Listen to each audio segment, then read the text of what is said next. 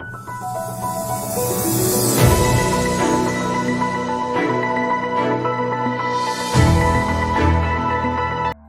pinuno ng Hamas ay pinatay sa pamamagitan ng pampasabog na itinanim ilang buwan bago ang pagsabog.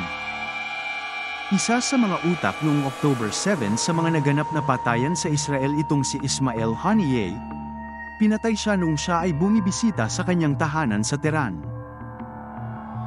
Bumisita siya sa kabisera ng Iran para sa panunumpa sa seremonya para sa bagong pangulo ng bansa na si Masoud Pezeshkian.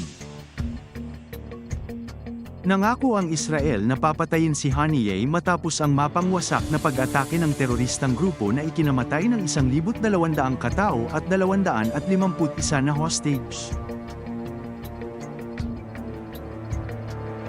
Si Haniyeh, na karaniwang nakabase sa Qatar, ay naging mukha ng Hamas at ang pinaka-nakatataas na opisyal ng Hamas na napatay mula noong nagsimula ang digmaan.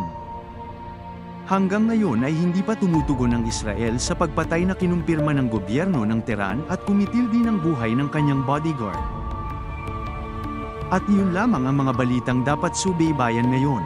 Siguraduhin nakasubscribe ka dito sa aking channel para lagi kang updated sa iba pang mga balita.